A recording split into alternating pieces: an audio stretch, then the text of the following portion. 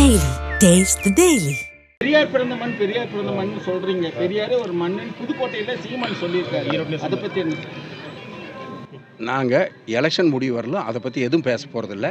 பெரியாரை பற்றி ஈரோட்டுக்கு மட்டுமல்ல உலகத்துக்கே தெரியும்.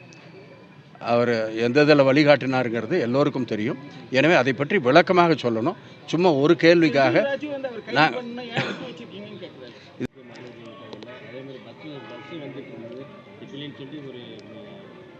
அந்த நீங்கள் சொல்கிற ரெண்டு பிரச்சனையும் எனக்கு சொல்லியிருக்காங்க. நான் மகளிர் உரிமை தொகையை பற்றி முதல்ல சொன்னேன்.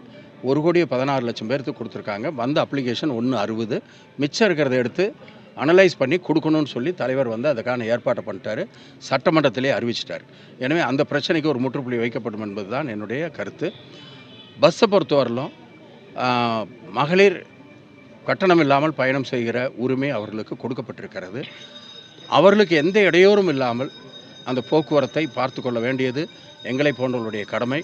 எனவே அவர்கள் எந்த இடத்துல இந்த மாதிரியான பிரச்சனை இருக்கிறது என்று சொல்லியிருக்கிறார்களோ அந்த பிரச்சனையை கண்டிப்பாக நாங்கள் நேரடியாகவே சென்று பார்த்து அதை தீர்ப்பதற்கான நடவடிக்கை எடுப்போம் என்பதை இந்த நேரத்தில் நான் திட்டவட்டமாக தெரிவித்துக் கொள்கிறேன்.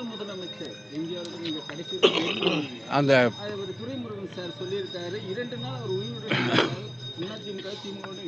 இணைத்திருப்பார். நீங்கள் நெருங்கி இருந்ததுனால உங்கள் கருத்து என்ன? இல்லை, அதாவது ஒரு விரிவாக பேச வேண்டிய விஷயம். அது தேர்தல் நேரம் என்ற காரணத்தால் அதை நான் இப்பொழுது சொல்லி கொண்டிருக்க முடியாது. அது ஒரு விரிவான செய்தி. 1 நாள் 2 நாளில் நடந்த விஷயம் அல்ல. பல நேரங்களிலே அதை பற்றி பேசியிருக்கிறார்கள். எனவே அதை பற்றி சுருக்கமாக ஒரு வார்த்தையிலே சொல்லுவது என்பது சரியாக இருக்காது. தேர்தலை பற்றி பாதகம் செய்பவரை கண்டால் நாம் பயம் கொள்ளலாகாது பாப்பா. மோதி மிதித்து விடு பாப்பா, அவர் முகத்தில் உமிழ்ந்து விடு பாப்பா. அண்மை செய்திகளை உடனுக்குடன் தெரிந்து கொள்ள இணைந்திருங்கள் எம் நாடு தொலைக்காட்சியுடன்.